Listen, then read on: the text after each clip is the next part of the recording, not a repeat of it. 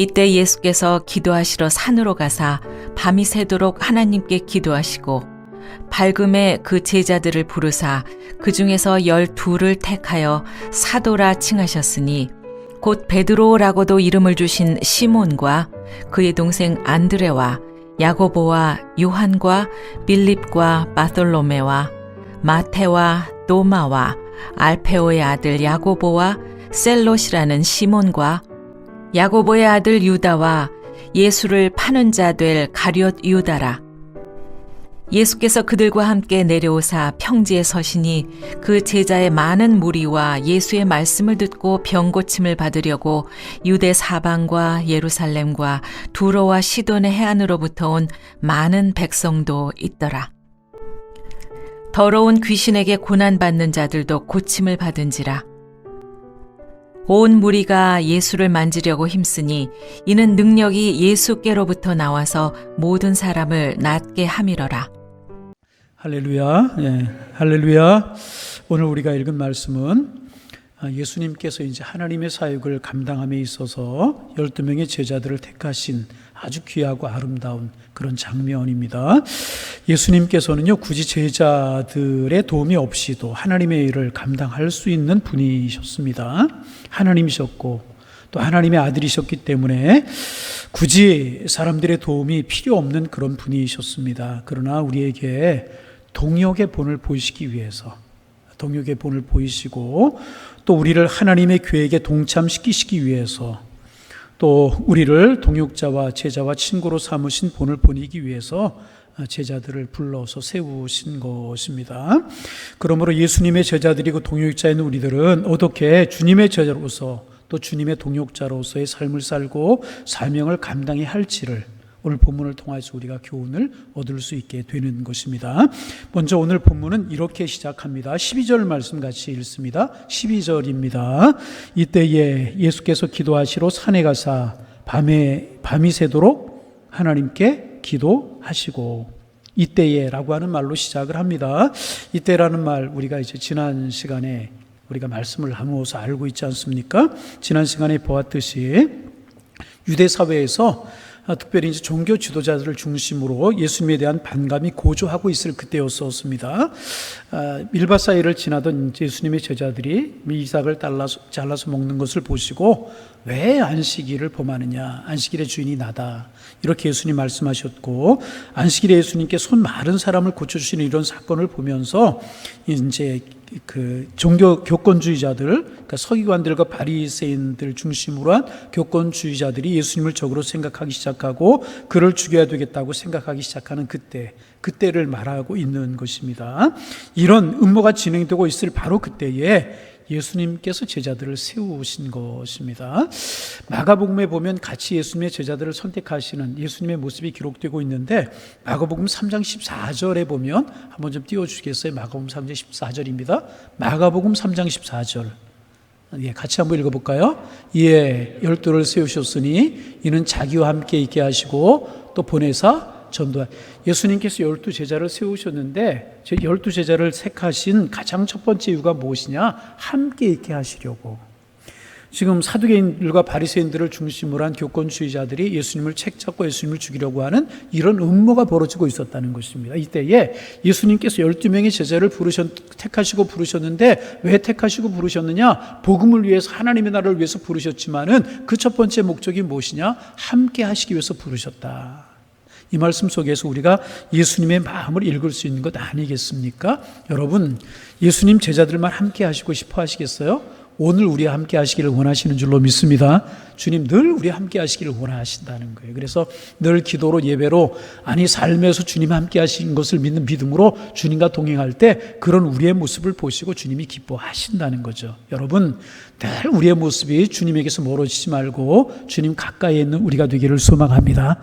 늘 주님과 함께 호흡하고 주님과 함께 길을 걷고 주님과 함께 잠을 자고 주님과 함께 일어나고, 그래서 여러분 꿈에 다른 거 꿈꾸지 마시기를 바라고요. 예수님 꿈꾸시기를 바랍니다. 어떤 분 꿈에 어머니가 다녀가셨는데, 어머니를 보았대요. 그래, 어머니가 다녀가셨다고. 목사님, 어젯밤 어머니가 제 꿈에 다녀가셨어요? 여러분, 절대로 어머니 다녀가신 거 아닙니다. 사람이 한번 죽으면 천국 아니면 지옥 다시 올 수 있다 없다. 생각이 내 꿈으로 나타나는 거지 죽은 사람이 다시 절대로 올 수 없는 것입니다. 그런 꿈 꾸지 마시고요. 우리 주님 꿈꾸시기를 바랍니다. 늘 주와 동행하고 늘 주님 생각하고 늘 주님의 십자가 생각하여서 주님 함께 하시는 은혜가 여러분들에게 넘쳐나기를 소망합니다.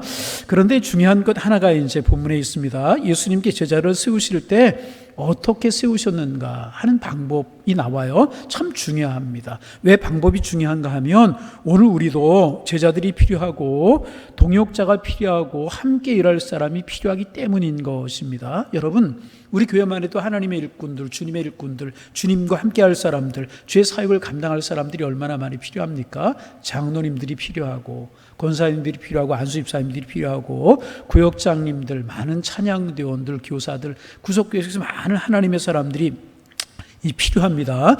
이런 복된 하나님의 일꾼들이 필요한데 이런 일꾼들을 세우고 일꾼들을 임명할 때 하나님의 의가 이런 일꾼들을 세울 때 어떻게 하는 것이 가장 모범적인 답인가? 예수님께서 오늘 본문에서 가르쳐 주시고 보여주고 계신다는 것입니다. 예수님 어떻게 하셨는가? 오늘 본문에 보면 제자들을 택하시기 전에 기도하러 산으로 가셨다는 거예요. 무엇하러? 무엇하시기 전에? 일꾼을 세우시기 전에, 하나님의 나라와 복음을 위해서 일할 일꾼을 세우시기 전에 산으로 가셔서 하나님 앞에 기도하셨다는 것입니다. 그런데 오늘 이제 본문을 보면 번역을 하면 산 단어가 빠졌어요. 그 단어가 뭐냐 하면 원문에 보면 예수님께서 기도하려고 산으로 가셨는데 그 산으로 가셨다. 그렇게 되어 있습니다. 그 산이라고 하는 그 자가 하나가 이제 빠져 있는 것을 볼 수가 있습니다. 그 산으로 가셨다. 무슨 뜻이겠습니까? 예수님께서 늘 다니시던, 예수님께서 무릎 꿇어 기도하시고 하나님과 대면하시고 늘 하나님과 영적으로 교제하시던, 따로 다니시던 그 산이 있었다는 것입니다. 예수님이 정해놓으시고 기도하러 다니시던 그 산이 예수님께는 있었다는 것입니다. 여러분, 하나님의 아들이시고 하나님 자신이 예수님께서 제자들을 부르시는 중요한 일을 하시기에 앞서서 기도하셨다는 것입니다. 그리고 그 산에 가셔서 밤이 새도록 하나님 앞에 기도하셨다는 것입니다. 이 모습을 보면서 이제 그런 생각이 좀 들었어요. 우리 너무 쉽게 일꾼을 세우는 것이 아닌가, 그런 생각이 들 때가 있고, 너무나 쉽게 일꾼이 되려고 하는 것이 아닌가, 그런 생각이 들 때가 있습니다. 좀 더 깊이 기도하고 좀 더 깊이 하나님의 뜻을 물으면서 교회가 해야 될 일이 이것이 아닌가. 단순히 그냥 직분이 아니고 하나님의 일을 감당할 하나님의 사람인데 하나님의 교회가 좀 더 깊이 기도해야 되는 것이 아닌가. 그래서 좀 더 깊이 기도할 때 하나님이 예비하신 분들을, 다시 말하면 하나님이 예비하신 보물과 같은 일꾼들을 찾아내는 과정이 하나님의 교회에서 일꾼을 세우는 것이 아닌가. 그래서 우리가 해야 하는 일은 무엇인가 하면 하나님이 예비하신 사람을 골라내는 것, 하나님이 준비하신 사람을 뽑아내는 것, 그런 일이 하나님의 교회에서 하나님의 사람들이 해야 될 일이 아닌가. 오늘 본문을 보면서 그런 생각을 하게 되는 것입니다. 그래서 여러분, 우리가 교회에서 일꾼을 세울 때, 이제 장로님, 권사님, 안수집사님 세울 때 선거라고 하는 말을 쓰기는 씁니다. 선거라고 하는 말을 쓰기는 쓰지만은 사실 교회 안의 직분자를 고르는 일은요, 선거라고 이야기하는 것보다는, 그래서 피택이라고 하는 말을 쓰기도 해요. 피택한다, 그런 말을 쓰기도 하고, 또 정확하게 이야기하면 어떤 추대가 되어야 되지 않을까, 그런 생각을 하게 되는 것입니다. 종종 이제 지난번 교회에서도 그런 일이 있었어요. 교회 항전직 선거를 앞에 놓고 나면 어느 지역 사람들끼리 모인다, 어느 출신 지역 사람들끼리 모인다, 우리가 남이가, 그러면서 그런 이야기 들었어요? 여러분, 그것은 하나님의 일꾼을 골라내는 일이 아니죠. 나와 가까운 사람이라고, 혹은 나와 친분이 있다고 그 사람을 선출하는 것은 하나님이 기뻐하는 것 아니라는 것입니다. 내가 또 가까이 일하는 사람, 정이 갈 수는 있지만은 우리는 그런 마음보다는 뭐냐 하면 철저하게 하나님의 마음을 읽을 수 있어야 될 것이라. 하나님의 마음을 철저히 읽고, 하나님께서 어떤 사람을 예비하셔서 당신의 십자가를, 당신의 사역은 피 묻은 십자가의 복음을 그 사람에게 맡기를 원하시는가. 주님이 피 흘려 세우신 몸된 교회를 위해서, 영혼을 위해서 하나님이 어떤 사람을 세우시기를 원하시는가. 예수님이 힘드시고 지치시고 쓰러지실 때에 고레네 사람 시몬을 예비하신 하나님의 뜻과 하나님의 마음을 읽어서 그 십자가를 질 사람을 골라서 세우는 일, 그것을 하나님의 교회가 해야 되는 것이 아닌가. 그러기 위해서는 우리가 해야 될 일이 무엇인가. 예수님이 밤이 새도록 이 일을 위해서 기도하시고 12명의 제자들, 12명의 제자가 아니죠, 주님의 제자를 부르셨던 것처럼 하나님의 교회가 이런 일을 할 때 정말 기도해야 될 것이고, 또 이렇게 세워지는 그런 하나님의 사람들은 정말 두렵고 떨리는 마음으로 기도함으로 그 일을 감당해야 될 것이 아닌가. 여러분, 교회에서 이렇게 일꾼들을 세워서 일꾼들을 세우는 그 직분을 성직이라고 그래요. 성직입니다. 거룩한 직분이라는. 왜 거룩한 직분이에요? 주님의 몸된 교회를 위해서, 주님의 나라를 위해서, 피 묻은 십자가의 복음을 위해서, 영혼을 위해서 일해야 되는 일이기 때문에 성직이라고 그런단 말이죠. 여러분, 앞으로 우리 교회가 이런 일들을 많이 하게 될 것인데, 우리 온 교회가 기도함으로 하나님의 마음을 읽을 수 있는 교회가 되어서 하나님의 뜻대로 하는 교회가 될 수 있기를 바랍니다. 또 교회에서 세워지는 사람들, 그냥 세워지는 것이 아니고 하나님이 예비하시고 준비하셨다는 사실을 기억하고 정말 내 생명 다해, 내 목숨 다해, 내 물질, 내 시간 다해서 충성할 수 있는 그런 사람이 세워져야 될 것이고요, 그러기에 세워졌다고 교만할 것도 아니고 안 됐다고 손할 것이 아니고 그저 하나님의 뜻을 부르면서 하나님의 교회가 해야 되는 이것일 것이라는 것입니다. 그래서 여러분, 항상 하나님의 교회는 이런 일을 할 때마다 겸손함과 두려운 마음으로 먼저 하나님 앞에 엎드리는 자세, 그런 자세로 사람을 세우고 임명을 받고 피택을 받고 이런 것이 가장 중요한 것이 아닌가. 예수님께서 제자들을 선택함에 있어서 늘 기도하는 그 산에 가셔서, 늘 엎드려서 하나님의 뜻을 묻는 그 산에 가셔서 밤이 새도록 기도하시고 나서 그 일을 하셨다는 이 예수님의 모습 속에서 우리 하나님의 교회가, 하나님의 직분자들이 어떻게 해야 될 것인가를 새롭게 깨닫게 되게 되는 것입니다. 여러분, 우리 교회가 이런 일에 더 신중을 기하고 사명을 감당하며 신중을 기하고 더 기도할 수 있는 하나님의 교회가 될 수 있기를 주님의 이름으로 축원합니다.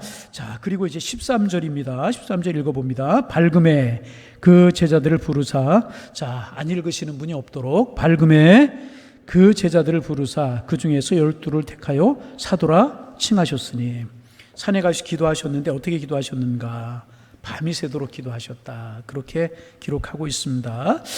이 말을 보면서요, 마음이 참 어떤 면에서 기쁘기도 하고 어떤 면에서 무거웠어요. 그러면서 그런 생각해 봤어요. 내가 밤이 새도록 하나님 앞에 기도해 본 적이 언젠가. 틀림없이 밤이 새도록 하나님 앞에 기도한 적이 있긴 있었어요. 요 근래 언제 기도했는가, 그런 생각을 하면서 부끄러운 마음도 들었고 찔리는 마음도 들었어요. 밤이 새도록 기도했다, 그 말은 뭐예요? 밤새도록 기도하셨다는 거죠. 하나님의 사역을 위해서, 거룩한 사역을 위해, 제자들을 위해서, 정말 아프고 힘든 사람들 위해서 예수님 밤새도록 그렇게 기도하셨다는 것입니다. 참 한국교회가 늘 말씀을 드리지만 기도하는 일에 있어서만큼은요, 전 세계 소문난 교회였었어요. 전 세계 소문난 교회. 전에도 제가 한번 그런 이야기, 이제 세일의 새벽기도를 앞에 놓고 미국에 있는 어느 휴스턴에 있는 휴스턴 장로교회라고 하는 교회 예를 든 적이 있었어요. 목사님이 이제 교회를 개척하셨는데 집에서 개척을 하신 거예요. 집에서. 근데 사람들이 웬일인지 늘어나는 거예요. 그래서 집에서 교회를 할 수가 없어서 보통 교회들이, 이제 한인 교회들이 시작할 때는 미국 교회를 빌려 사용합니다. 미국 교회들이 낮에 11시에 한번 예배 드리고 나면 오후에는 비니까 2시나 3시쯤 돼가지고 한인들이 모여서 예배를 드려요. 목사님도 그렇게 이제 교회를 빌려서, 미국 교회를 빌려서 예배를 드리는데 하나님의 은혜로 교인들이 늘어가는 거예요. 주변에 한인들이 별로 없는데 멀리서 차를 타고 그렇게 교인들이 몰려드는 겁니다. 목사님 마음속에 무슨 생각이 드냐 하면 기도하고 싶은 마음이 드는 거예요. 무엇하고 싶은 마음? 기도하고 싶은 마음 중에서 새벽 기도하고 싶은 마음이 들더라는 거예요.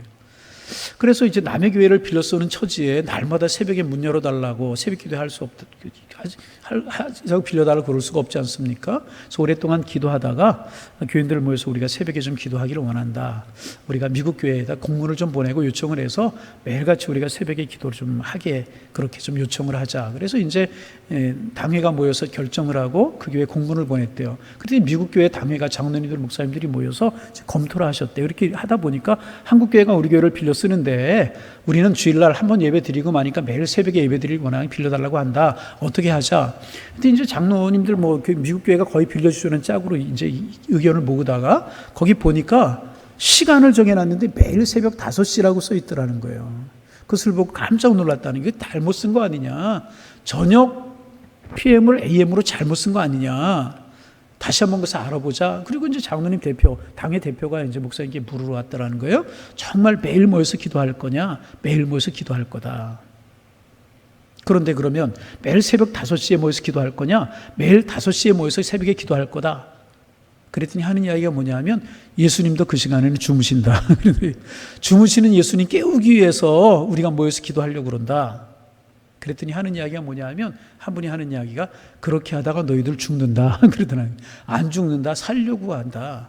그리고 새벽에 기도하는데 교회가 얼마나 부흥을 하는지 미국 교회가 깜짝 놀랄 정도 한참 교회가 부흥하고 이제 그럴 때였었으니까. 그래서 이제 그 미국 교회 목사님하고 장로님들이 목사님께 물어왔더라는 거. 너희 교회가 어떻게 이렇게 부흥하냐? 새벽 기도해봐라. 어떻게 하는 거냐? 나한테 묻지 말고 한국교회 나가봐라. 정말 그 장로님들하고 목사님이 한국교회를 나와봤대요. 한국교회 나와서 깜짝 놀라더라는 거예요. 교회가 세워지면 한국교회는요, 새벽에 모여서 기도하잖아요. 여러분, 요즘 기도하는 열기가 한국교회가 많이 식어졌지만 얼마나 열심히 기도해. 새벽 기도하고 얼마나 많이 열심히 깜짝 놀라가지고 돌아가서 21세기는 한국교회가 선교를 책임지겠다. 아멘도 안 하고 무슨 말인지 잘 알고 그렇죠? 21세기 세기 선교는 한국교회가 책임지겠다. 그런 이야기를 하고 돌아갔다는 거예요. 한국교회는요. 기도한 일에 열심을 내는 교회였었어요. 교회마다 골짜기마다 얼마나 기도하는 일에 열심을 냈습니까? 참 마음 아픈 것은 뭐냐 하면 기도하는 인원이 점점 줄어들고 기도하는 심령이 점점 줄어들고 교회마다 기도 소리가 적어지는 게 참 마음이 아프고 힘든 겁니다. 여러분, 기도하기 좋은 계절이 되었습니다. 코로나 걱정하지만 말고 힘들다, 어렵다 이런 이야기 하지 말고 우리 예배가 위축되고 힘들어한다 이런 이야기 하지 말고 우리 교회가 열심히 하나님 앞에 기도하는 교회로 세워져 가면 하나님이 우리 교회를 살려주시고 우리 가정을 살려주시고 하나님이 한국교회를 세워주셔서 미국 사람들이 한국교회 한참 기도하는 교회를 보고 왔을 때 21세기 선교는 한국교회가 책임지겠다 이런 고백을 하고 돌아갔던 것처럼 그게 현실이 되어서 한국교회가 세계소에 쓰임받고 우리 교회가 이민족 가운데 쓰임받는 그런 은혜가 우리 교회가 함께 하실 수 있기를 주님의 이름으로 축원합니다.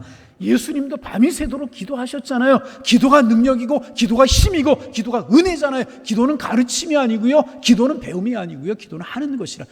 아무리 제가 설교를 잘하고 저기 천사처럼 말하는 사람이 있으면 무슨 소용이 있겠습니까? 기도합시다. 그럼 기도하는 게 중요해요. 여러분, 우리가 기도하는 우리가 되기를 소망합니다. 다른 사람 기도하자고 그러지 말고 오늘 저녁에 나오신 우리부터 하나님 앞에 기도하는 거예요. 그러면 하나님께서 반드시 우리를 깨워주시고 한국교회를 깨우셔서 하나님의 교회 일을 할 수 있는 그런 하나님의 교회로 세우실 줄로 믿습니다. 중요한 사실은 뭐냐? 이렇게 기도하셨다는 것입니다. 그래서 여러분, 맑을 때까지 새벽까지 예수님께서 기도하셨다 그런 말씀이죠. 그래서 기도는요, 질도 참 중요합니다. 기도의 내용이 어떤 내용이냐? 하나님의 뜻을 따라 기도하는 거 중요한데요. 기도는요, 양도 중요합니다. 어떤 분들은 양이 중요하냐? 질이 중요하지? 그렇게 이야기하는 분들 계십니다. 아닙니다. 이 두 가지 양과 질이라고 하는 기도의 두 가지 축을요 절대 놓쳐서는 안 되는 것입니다. 바르게 기도하는 거 중요합니다. 정말 바르게 기도하는 거 중요하죠. 그러나 오래 많이 기도하는 것도 중요하다는 것입니다. 예수님의 본을 따라서 반복하거니와 우리 교회가 바르게 기도하고 많이 기도하는 살아있는 하나님의 교회가 될 수 있기를 주님의 이름으로 축복합니다. 그런데 이제 이게 어려운 게 있단 말이죠. 기도하기가 힘들다는 거예요. 그래서 세례 새벽 기도에도 제가 좀 안타까운 것은 올해도 세례 새벽 기도 10월 첫째 주부터 할 텐데 영상으로 진행하고 또 이제 가정에서 영상할 분들은 영상하고 새벽에 나오실 분들은 나오셔서 진행하게 이제 될 것인데 이제 우리 통성으로 제가 15분 이상 기도하고 돌아가시기 바랍니다. 그러면 바빠서 출근해야 되고 가서 아침 차려야 되는 분들이 있어서 일찍 가시는 분들도 있겠지만은 많은 분들이 그냥 기도 10분 못하고 일어난 분들이 참 많아요. 그런데 목사님 나 20분뿐이 기도 못하는데 아니 10분뿐이 못하는데 어떻게 밤이 새도록 기도할 수 있습니까? 이렇게 이야기하고 여러분 20분도 기도하지 못하는 분들이 6시간, 7시간, 8시간을 기도할 수 있겠습니까? 기도하기 어려워요. 그래서 어떻게 하는가? 조금씩 늘려가는 거예요. 기도하다가 기도가 안 되고 딱 어떤 분은 15분만 지나면 막 주리가 틀리는 분이 있대. 기도하다. 다른 때는 연속 보면은 2시간을 봐도 괜찮은데 기도하면 15분만 하면 주리가 막 틀리고 그런데요. 그런 내가 어떻게 8시간 기도할 수 있습니까? 조금씩 늘려가는 거예요. 처음부터 늘려갈 수 없고요. 내가 10분 기도했다 그러면 그 다음 날은 한 2달쯤은 11분 기도하는 거예요. 10%만. 20분까지 늘었어요. 그럼 한 6개월 정도는 22분 정도 10%씩만 늘려가는 거예요. 차츰차츰. 그렇게 하다 보면은요, 기도 이야기하면 반응이 싸늘해지고, 교회에서 2가지 이야기할 때 반응이 별로 없을 때 기도하자. 옛날에 한국교회 기도하자 그러면 아멘 소리가 여기저기 막 터져 나왔어요. 기도하자 그러면 참 부담스러워하고요. 또 하나 전도하자 그러면 참 부담스러워하는 경우가 있어요. 여러분 전도하라고 안 그래요? 오늘은요, 기도하자는 이야기입니다. 그렇게 기도 시간 늘려가서 우리 예수님처럼 기도하는 하나님의 사람들이 되어지기를 소망합니다. 그렇게 기도하다 보면은요, 10분씩 아니 10%씩 늘려가다 보면 기도하는 사람이 되고요. 기도하는 사람이 되다 보면 하나님의 영이 임하게 되는 거예요. 뭐가 임한다고요? 하나님의 영이 임하게 되고요. 하나님의 영이 우리를 붙드시면은요, 더 기도할 수 있는 사람이 되어서요, 기도 시간이 즐겁고, 기도하는 시간이 아름답고, 기도하는 시간이 축복이 되고, 기도의 맛을 아는 정말 능력 있는 하나님의 사람으로 하나님이 세워주시게 되는 것이라는 거죠. 우리 이런 자리에까지 나아가는 하나님의 사람들이 되어지기를 바랍니다. 그런 마음 가지고, 우리 예수님 밤낮도록 기도하셨구나. 하나님이신데, 하나님의 아들이신데, 천지만물을 주관하시는 살아계신 하나님이신데, 그렇게 기도했다면 우리가 어찌 기도하지 않을까? 내 기도 못하지만 하나님의 기도의 문을 열어주시고, 내 기도를 함께 하셔서 나도 기도의 사람이 되게 하옵소서. 하나님, 내 영혼이 살게 하시고 내 영혼이 삶으로 말미암아 능력 있는 그리스도인이 되어서 세대를 이기고 하나님의 축복의 통로가 되게 하옵소서. 우리의 기도 제목이 되기를 바랍니다. 우리 기도는 그런 하나님의 사람들이 되어야 될 것이라. 여러분, 우리 기도하는 우리 교회, 기도하는 우리가 되기를 소망합니다. 기도가 능력이라. 기도할 수 있어야 될 것이라. 기도하지 않고 모든 일을 하면 열매가 없게 마련. 하여튼 예수님 그렇게 이제 기도하셨어요. 그리고 밝음에 제자들을 부르사 그 중에서 12를 택하사 사도라 칭하셨으니, 그렇게 기록하고 있습니다. 그 제자를 부르셨다. 몇 명쯤 부르셨을까? 몇 명 부르셨어요? 12명 아니고, 우리 13절 자세히 한번 보시길 바랍니다. 밝음에 그 제자들을 부르사. 자, 그 제자를 부르사 그랬어요. 그리고 그 다음에 그 중에 몇 명을? 12명을 세우셨다. 그러니까 처음부터 12명을 부르신 것이 아니라 그 제자들을 부르셨다고 그랬는데 몇 명을 부르셨을까? 정확하게 기록하고 있지 않으니까 이제 모르겠지만 우리가 유추해보고 추정을 해볼 수 있죠. 어떻게 추측을 해볼 수가 있는가? 한 70명 정도를 부르시지 아니하셨을까? 왜 그러냐 하면 이후에 예수님께서 70명을 따로 세우셔서 둘씩 짝을 지어 세상으로 내어 보내시는 그런 장면이 있어요. 그런 것을 보면서 그 후에 그런 일이 일어났기 때문에 이때 예수님께서 한 70명의 제자를 부르신 것이 아닌가. 제자들을 그렇게 이제 부르셨어요. 그리고 그 중에서 12를 택하셨다는 것입니다. 그리고 그 12를 뭐라고 칭하셨냐 하면 사도라 칭하셨다. 다시 70명 정도, 몇 명이 정확히 알 수 없지만 추측하기는 한 70명 정도를 부르실 것이다. 그리고 그 중에 몇 명을 따로 세우셨다고요? 12명을 세우셨어요. 근데 12명을 뭐라고 부르셨다고요? 사도라고 부르셨다. 다시 뭐라고 부르셨다고요? 우리 성경 공부하는 시간이니까 묻고 대답하고 좀 정확하게 알고 하면 주세요. 12명을 뭐라고 부르셨어요?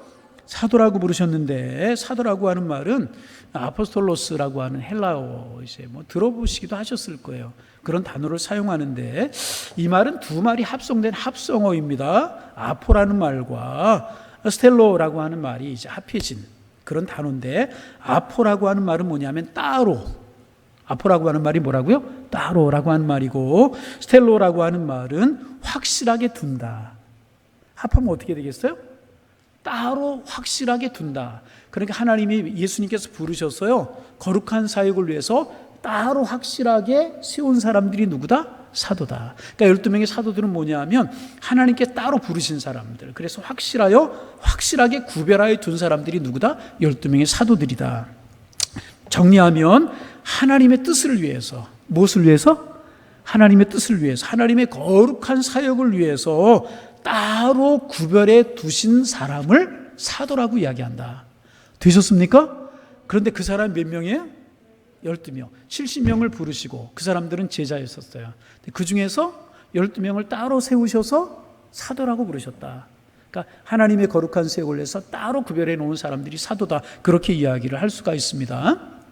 그래서 12명이 이제 예수님의 사도들이, 제자들이 되게 되는 것인데, 교회의 이제 전통적인 전통에 의하면 오늘날의 사도가 누구냐? 목사님들이 1차적으로 사도다, 이제 그렇게 이야기를 하고, 게 전통적인, 그래서 구별해서 말씀 사역을 위해서 하나님의 사역을 위해 세우신 분들이다, 그렇게 이야기를 이제 전통적으로 해왔는데, 요즘에 와서, 오늘에 와서는 목사님들만을 사도라고 이야기하지 않고 복음을 위해서, 다시 거룩한 하나님의 나라의 복음을 위해서 구별된 하나님의 사람들, 부르심을 입은 하나님의 사람들은 누구나 다 하나님의 사도가 되는 것이다. 그것이 이제 현대인의 해석입니다. 정리해서 이야기하면 목사나 전사님이나 선교사님들, 이런 사람들만 사도가 아니고 복음을 위해서, 하나님의 나라를 위해서, 하나님의 거룩한 사역을 위해서 부름을 받은 하나님의 사람들은 다 사도라는 것입니다. 그러니까 여러분, 여기 이제 오늘 앉으신 분들 중에서 저만 사도가 아니라 여러분이 거룩한 하나님의 복음을 위해서, 하나님의 나라를 위해서 부름을 받고 그 거룩한 사역을 감당할 마음이 있다 그러면 여러분이 누구다? 오늘을 살아가는 사도가 될 수 있다는 거예요. 믿으시면 아멘. 여러분이 나 하나님 부르셨다, 거룩한 사역을 위해서 나를 따로 세우셨다 그러면 오늘을 살아가는 사도라고 이야기할 수가 있다는 것입니다. 그래서 여러분, 조금 예를 들면, 예전에는요, 선교사로 이제 가는 분들, 목사님들만 가는 것으로 생각했고, 목사님들만 따로 구별했기 때문에 선교사로 가야 된다고 생각을 했어요. 그러나 지금은요, 평신도 선교사들 참 많아요.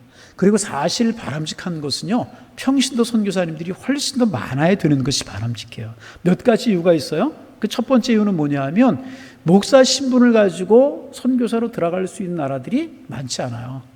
목사 신분을 가졌다고 그러면 거부되는, 이슬람권이라든지 뭐 공산권이라든지. 그래서 중국에서 지금 목사님들이 많이, 선교사님들이 많이 추방이 되고 있잖아요. 아프가니스탄, 요즘 참 우리 마음을 아프게 하는 것이 아프가니스탄 그런 사태잖아요.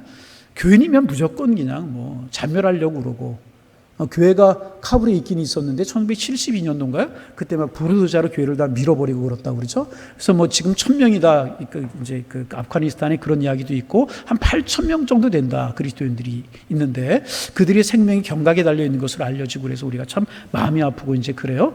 그럴 때 목사님이다, 목사의 신분을 가졌다 그러면 비자가 거부되는 나라들이 참 많아요. 그런데 평신도들은 들어갈 수 있는 나라가 제한이 없어요. 그러면 평신도 선교사들이 많아야 되고, 또 한 가지는 뭐냐 하면, 이제 자기의 기능을 가지고 자기의 직업을 가진 분들이 있잖아요. 그렇죠?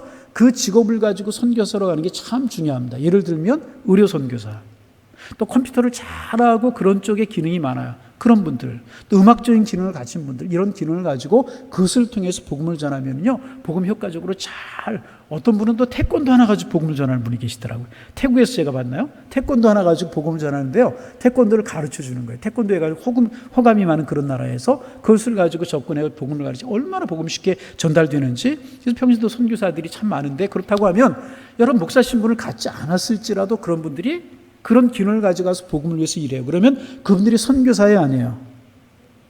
참 오늘 저녁에 참 대답. 선교사에 안 해요? 참 선교사에 안 해요? 의료 선교사, 전문인 선교사, 그렇게 부를 수 있잖아요. 그러면 그런 복음의 사역을 해요. 그분들 사도라고 부를 수 있어요, 없어요? 부를 수 있는 것이죠.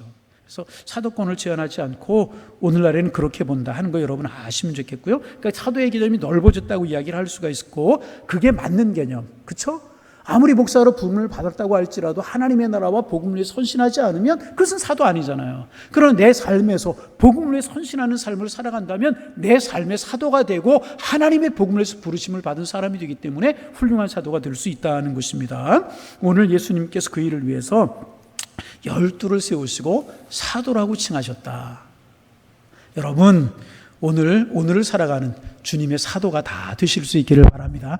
복음을 위해서, 십자가의 피 묻은 복음을 위해서, 하나님의 나라를 위해서 우리가 우리의 삶에서 그 복음을 살아가면 오늘을 살아가는 사도가 될 수가 있다는 것입니다. 그리고 그 명단이 나와요. 그 명단이 나오는데 같이 한번 좀 읽어보실까요? 14절부터 16절까지 천천히 좀 읽어봅니다. 빨리 읽으면 방언하는 것 같아요. 천천히 읽어보면 있습니다. 곧 베드로라고도 이름을 주신 시몬과 그의 동생 안드레와 야고보와 요한과 빌립과 바돌로메와 마테와 도마와 알페오의 아들 야고보와 셀롯이라는 시몬과 야고보의 아들 유다와 예수를 파는 자가 될 가룟 유다라. 평생 예수 믿어도 예수님 12제자 잘 모를 때가 참 많이 있죠. 이럴 때 좀 확실히 한번 알아두세요. 자, 같이 한번 다시 한번 천천히 손으로 헤어가면서 한번 해볼까요? 첫째가 누구요? 베드로, 그 다음에 안드레, 그 다음에 야고보, 그 다음에 요한, 그 다음에 빌립, 바돌로메, 마테, 도마, 그 다음에 야고보, 셀롯, 시몬, 야고보의 아들 유다와 예수를 파는 자가 될 가룟 유다. 그래서 몇 명? 또 이렇게 13명 또 그러면 안 돼요. 몇 명? 한 번만 다시 해볼까요? 첫째가 누구? 베드로, 그 다음에 안드레, 야고보, 요한, 빌립, 바돌로메, 마테, 도마, 알페의 아들 야고보와 셀롯인 시몬, 야고보의 아들 유다와 예수를 파는 자가 될 가룟 유다. 목사님, 예수님이 12제자 이름 아는 거하고 모르는 거하고 내 신앙과 영적인 성숙에 무슨 도움이 됩니까? 도움 안 돼요. 그러나 우리가 신앙생활하면서 예수님의 제가 이런 사람들이 있을 것이다 정도 아는 것도 영적인 유익이 되고 우리가 그럴 필요도 있는 거 아니겠습니까? 이렇게 이제 12명인데 이렇게 오늘 보면서 마음속에 생각이 드는 게 하나가 있었어요. 누구에게 눈이 갔냐 하면 가룟 유다에게 눈이 갔어요. 가룟 유다의 이름이 어디에 나와요? 앞에 나와요? 뒤에 나와요? 제일 뒤에 나와요. 누가복음 누가 기록했어요? 자, 다시 말이 좀 이상합니까? 누가복음을 누가 기록했어요? 누가가 기록했죠. 누가는 직업이 뭐라고 그랬어요? 의사. 그러니까 좀 세밀하게 보는 눈이 있고 이제 가룟 유다를 제일 마지막에 기록했어요. 가룟 유다의 이름을 제일 마지막에 기록한 의도가 있는 것이 아닐까 하는 생각이 들었어요. 여러분, 새벽에도 한두 번 말씀드린 기억이 나는데 어느 모임이 있어요. 큰 모임이든 작은 모임이든 회비가 있는 모임이고 예산이 운영되는 모임에는 회계가 있잖아요. 재정 출납을 맡은 사람이 있게 마련이에요. 그러면 그 모임에서 재정 출납을 맡은 사람은 그 모임에서 인정받는 사람이 맡을까요? 인정 못 받는 사람이 맡을까요? 자, 다시 말하면 똑똑한 사람이 맡을까요? 그렇지 못한 사람이 맡을까요? 나는 어느 모임에 회계를 맡아본 적은 별로 없어요. 하여튼 근데 인정받고 똑똑한 사람이 회계에 맡잖아요. 그죠? 여러분이 회계를 맡긴다고 하면 인정도 못 받고 뭐 그런 사람 회계 맡기겠습니까? 그러면 예수님의 공동체에서 가룟 유다가 회계를 맡았다라고 하는 이야기는 예수님의 공동체에서 가룟 유다가 인정을 받았다는 이야기일까요? 못 받았다는 이야기일까요? 처음에는 인정을 받았다는 이야기죠. 똑똑했다는 이야기일까요? 똑똑하지 못했다는 이야기일까요? 계산이 빨랐다는 이야기일까요? 계산이 빠르지 못했다는 이야기일까요? 목사님 똑같은 이야기 반복하지 말고 진행하십시오. 진행합니다. 똑똑하고 인정받았다는 이야기겠죠. 그렇죠? 그러면 베드로 다음이나 야고보 다음이나 요한 다음이나 그 이름이 나와야 되는 게 마땅한 것 아닌가? 여러분 그렇죠? 반응이 없는데 여러분은 어떻게 생각할지 몰라 저는 그렇게 생각이 들어요. 그렇죠? 아니면 중간에도 있으면 되잖아요. 근데 가룟 유다의 마음이 왜 이름이 제일 마지막에 있었을까? 그런 생각을 오늘 본문을 보면서 했어요. 왜 그랬을까요? 이 누가복음이라고 하는 이 복음서는요, 예수님 당시에 기록된 것이 아니고 예수님이 돌아가시고 난 후대에 기록된 거예요. 예수님 후대에 기록됐단 말이죠. 그러니까 가룟 유다가 예수님을 팔았다라고 하는 것을 안 다음에, 다 그런 다음에, 가룟 유다가 죽고 난 다음에, 예수님 승천하시고 난 다음에 기록했단 말이죠. 그래서 누가는 제자들의 이름을 하나하나씩 기록하다가 가룟 유다의 이름을 맨 마지막에 기록한 것이 아닐까. 그런 생각을 본문을 이제 보면서 하게 이제 되었습니다. 여러분, 무엇인가, 이게 여러분 무슨 뜻인가, 그런 생각을 해보게 됩니다. 가룟 유다가 예수님의 제자 중에서 나왔다는 거예요. 무엇을 이야기하는 거예요? 예수님께서 밤새도록 기도하시고 12명의 제자를 택하셨어요. 사도라고 이름을 따로 붙여주셨어요. 그런데 그 중에 하나 예수님을 배신하고 예수님을 파는 사람이 나왔다는 거죠. 여러분, 무엇을 의미하는 것이겠습니까? 예수님이 부르신 사람 중에서도, 하나님의 부르심을 입은 사람들 중에서도요, 타락하는 사람이 있을 수도 있다, 없다. 있을 수 있다 하는 거죠. 참 이게 우리 가슴 아픈 마음으로 다가오기도 하는 말씀이기도 한데요, 예수님이 택한 사람 중에서도 타락하는 사람, 예수님을 배신할 사람이 있을 수 있다는 것입니다. 그래서 여러분, 교회 안에 선택된 하나님의 사람들, 하나님 앞에 부름을 받은 우리들 다 다 신실한 하나님의 일꾼이 되어야 되고요. 다 하나님께 귀하게 쓰임받는 하나님의 사람이 되어야 되지만은 그렇지 않을 가능성도 있다라고 하는 사실이라. 아픈 마음으로 여러분, 우리 두려운 마음으로 이 말씀을 우리가 볼 수 있으려 해야 돼. 다시 말하면 하나님이 불러서 택한 사람 중에서도 마귀 짓을 하는 사람이 있을 수도 있을 것이다. 여러분 이거 잘 들을 수 있어야 돼요. 예수님 밤새도록 기도하시고 예수님 직접 선택하신 제자 중에 한 사람이 이렇게 해야 돼요. 여러분 두려운 마음으로 아픈 마음으로 이 말씀 우리가 들을 수 있어야 되죠. 가룟 유다처럼 되는 사람이 있을 수도 있다는 것입니다. 그러게 여러분 우리가 해야 될 일이 무엇인가? 날마다 믿음으로 신앙으로 우리를 지켜나가고 믿음으로 신앙으로 우리를 깨워나가야 될 것이라는 것입니다. 내가 그런 사람 되지 않도록 늘 내 자신을 돌아보고 기도하고 깨어있을 수 있어야 될 것이라. 누가 장담할 수 있겠습니까? 누가 나는 아니라고 이야기할 수 있겠느냐 말이죠. 그래서 만일 이렇게 된다면 이것보다 더 두렵고 마음 아픈 일이 어디 있겠느냐. 이것보다 마음 아프고 두려운 일이 어디 있겠느냐. 응? 내가 가룟 유다의 마음을 갖지 않도록, 내가 가룟 유다의 그런 행함을 갖지 않도록 내가 주님 앞에 마음을 두고 두렵고 떨리는 마음으로 하나님 앞에서 내가 살아가야 되는 것이 아닐까. 목사라고요?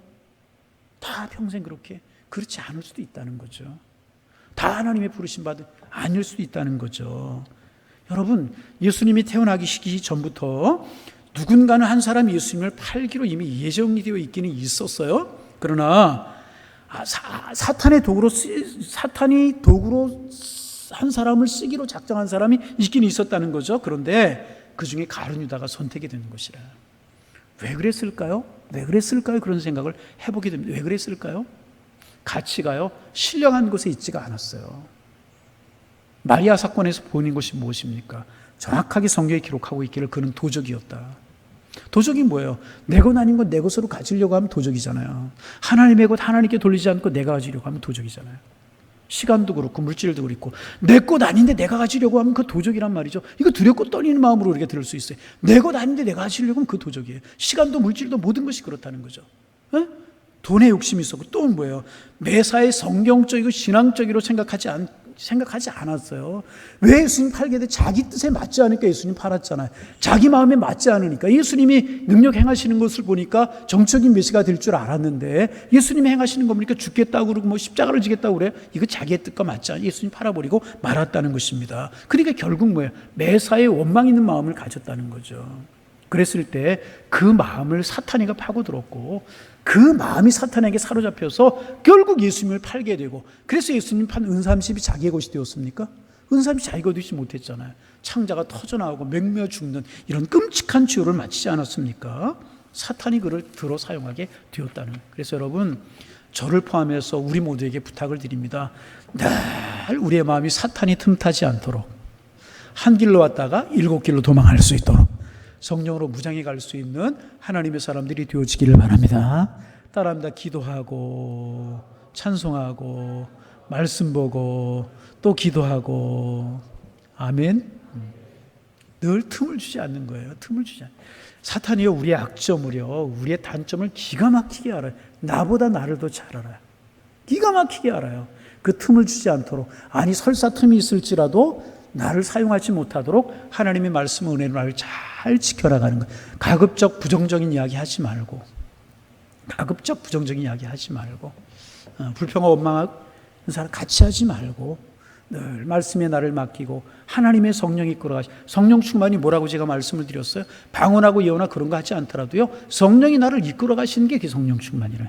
늘 사탄이 악의 도구가 나를 이끌어가는 것이 아니라 하나님의 성령이 나를 이끌어가도록 성령께 내 마음을 두고 말씀의 마음을 두고 은혜의 삶을 살아갈 때 우리에게 성령의 열매가 맺히고 하나님 앞에 귀하고 아름답게 쓰임받게 되는 줄로 믿습니다. 하나님께서 우리를 다 부르셨잖아. 일꾼 되라고 부르셨는데 우리 중에 내 관리를 소홀히 하게 되면, 성령 충만을 소홀하게 여기면, 하나님과의 관계를 소홀하게 여기면 이렇게 될 수밖에 없다는 것입니다. 가룟 유다 처음에 인정받는 사람이었잖아요. 말씀드렸지만 인정받는 사람이었잖아요. 그렇잖아요. 지혜로운 사람이었잖아요. 훌륭한 자질을 갖추고 있는 사람이었으면 틀림이 없지 않았습니까? 그러나 초심을 잃어버렸기에 그런 사람이 되어버리고 말아. 초심을 잃어버린. 그래서 여러분 초심 잃어버리지 않는 게 참 중요한. 그런 생각했어요. 오늘 가론유다가 이름이 맨 마지막에 나오는 것을 보면서 그런 생각이 했어요.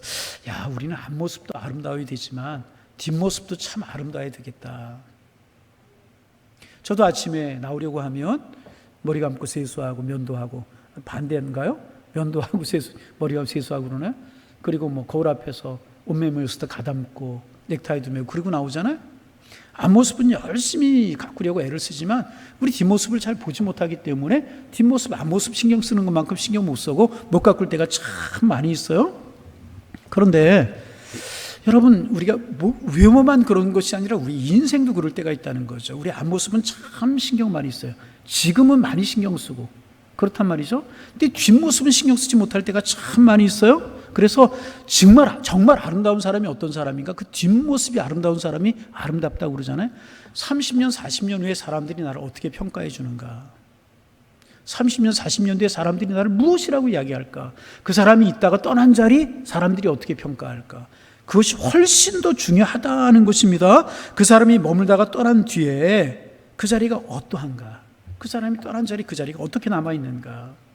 가룟유다는요, 뒷모습이 취한 사람이었다는 거예요. 처음에 보세요. 열심도 있었고요. 열심당이었잖아요. 돈깨도 맡았고요. 뭐 똑똑한 것처럼 그랬어요. 그런데 가룟유다 결국 뒷모습이 이렇게. 참 가룟유다 좋아하는 사람, 세상에 가룟유다 좋아하는 사람들 정상적인 사람 아니잖아요. 뒷모습이 참 취한 사람으로 우리에게 남아있지 않습니까? 그래서 나는 어떤 사람으로 오늘 살고 있는가 한번 돌이켜보는 것 참 중요하다. 그래서 저 오늘 글쎄 이런 이야기 하는 것이 이럴지 모르지만 제가 벌써 오산에 와서 이제 양일교회 개척하고 예배 드린 지 22년 된 것 같아요. 빠르다 그런 생각이 들어요. 벌써 22년. 저도 꽃다운 나이가 있었답니다. 40살에 개척을 이제 했는데 그랬잖아요. 그리고 생각했어요. 8년이나 9년 뒤 되면 은퇴하게 될 것인데, 놓게 될 것인데, 그리고 나서 교우들보다 더 중요한 것은 하나님이 나를 뭐라고 평가하실까? 양일교회 어떤 목회자로 목회를 했다고, 어떤 목사로 목회를 했다고, 교인들에게 평가가 될 것이고 하나님께서 평가하실까? 나의 뒷모습은 어떠할까? 그런 생각이 들면서 조심스럽기도 하고, 더 잘해야지. 내 힘으로 하는 것 아니지만 하나님이 이끌어 가시는 것이지만 또 하나님 앞에 맡기고 더 잘해야지. 그런 생각이 오늘 들었습니다. 여러분, 저뿐이겠습니까? 교육자뿐이겠습니까? 우리 모두 아니겠습니까? 여러분이 머물던 그 자리에 여러분이 떠나게 되면, 여러분이 움직이게 되면 사람들이 여러분을 어떻게 평가하실까? 그게 진정한 나고요. 그게 진정한 그 사람의 모습이라는 거예요. 그래서 여러분, 우리 그리스도인들은요, 뒷모습이 아름다운 사람이 되어야 될 것이라. 저는 그래서 그런 생각이 들어요. 내가 목회를 마치고 하나님의 평가는 하나님의 나라 가면 알겠지만 교인들이 나를 평가할 때 어떻게 평가할까? 그렇게 평가를 받았으면 좋겠어요. 다른 것은 몰라도 하나님 사랑하고 성도들은 사랑하려고 애를 썼다. 그런 평가를 좀 받고 싶고, 잘했다고 하는 평가 받고 싶지 않아요. 그런 평가를 좀 받고 싶어요. 여러분, 저 목사로 뒷모습이 아름다울 수 있도록 기도해 주시기를 바랍니다. 여러분의 뒷모습이 아름다울 수 있도록 기도해 하시면서 목사인 저의 뒷모습이 아름다울 수 있도록 늘 기도해 주시기를 바랍니다. 그래서 우리 모두 하나님 앞에 뒷모습이 아름다운 사람으로 서갈 수 있는 우리 모두가 되어지기를 소망합니다. 여러분, 그 순간 거짓으로 아름답게 꾸밀 수 있어요. 속일 수 있어요. 그 순간에 거짓되고 아름답게 꾸밀 수 있어요. 공고한 말로 사람들 얼마나 속이는 사람들 많습니까? 화장함으로 가릴 수 있어요. 그러나 50년, 100년 영원히 속일 수는 없는 것이라는 거예요.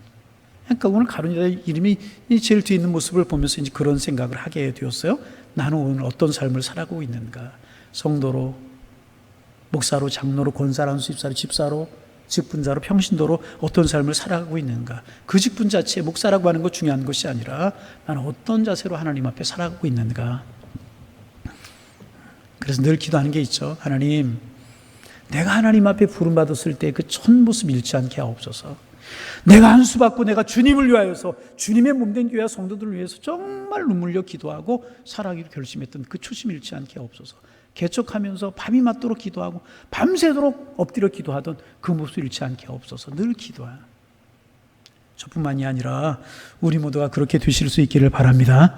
예수 믿을 때 처음 그 마음, 직분을 받을 때 처음 그 마음, 구역장, 교사 뭐 이런 거 처음 그 마음을 잃지 않다면 여러분 우리는 뒷모습이 아름다운 사람으로 살아가게 될 것이고요. 주님의 나라에 가면 우리의 이름이 거룩한 자리에, 존귀한 자리에 주님께서 우리의 이름을 기록해 놓으시고 착하고 충성된 종아 잘하였도다. 하나님 칭찬하시는 하나님의 사람 우리가 서게 될 줄로 믿습니다. 아무쪼록 복음을 위해서, 주님을 위해서, 함께 하시기 위해서 부르시는 오늘의 사도 그 마음을 가지고 살아가시고 변함없는 모습으로 살아서 우리 뒷모습이 아름다운, 사람 보기에나 하나님 보시기에나 뒷모습이 아름다운 그런 믿음의 길을 걸어가는 우리 모두 다 되실 수 있기를 주님의 이름으로 축복합니다. 축복합니다.